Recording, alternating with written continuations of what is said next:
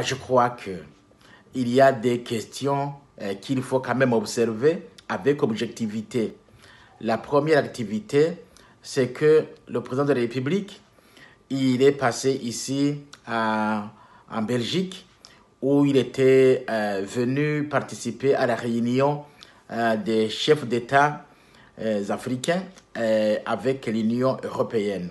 Et à marge, il a rencontré les Burundais à qui il voudrait adresser un message. Et les Burundais ont répondu à son invitation, même si d'autres faisaient des marches et manifestations, ou des manifestations tout simplement. Pendant qu'il rencontrait les Burundais, des questions sur la gouvernance du pays ont été soulevées. Et il a fait des promesses que des Burundais qui voudraient s'exprimer dans la rue en faisant des marches et manifestations, qu'il leur était autorisé, comme le dit la Constitution et la loi. Voilà ce qu'il a dit.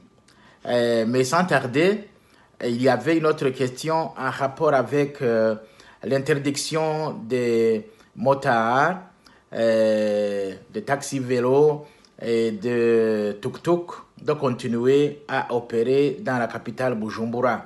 Cependant, nous avons dit que ce genre de moyens, ces moyens de déplacement, de locomotion, ce sont des moyens qui étaient à la portée de beaucoup de personnes. D'abord, les conducteurs, c'était la source de revenus qui leur était appropriée. Et puis, les gens qui les utilisaient, c'était des personnes qui n'avaient pas beaucoup de moyens et qui trouvaient qu'utiliser toujours les bus, c'était difficile et que, d'abord parce que ça consomme beaucoup de carburant et puis les routes sont abîmées et en trois,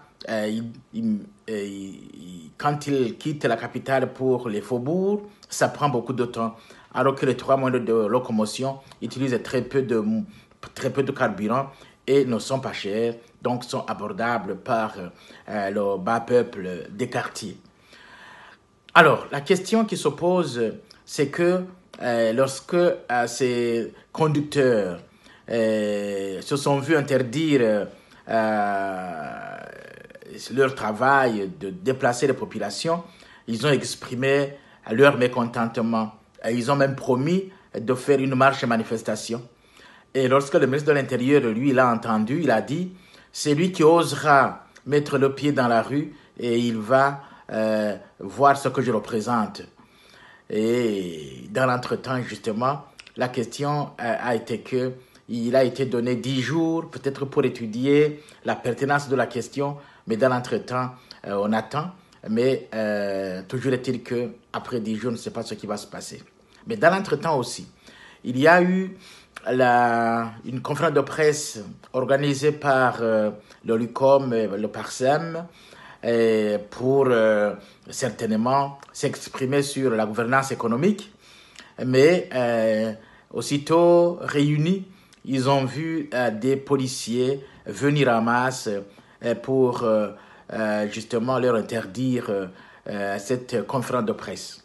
Et ces deux exemples montrent à suffisance que les propos du chef de l'État, des propos mielleux et le comportement de ce ministre de l'Intérieur ne collent pas du tout.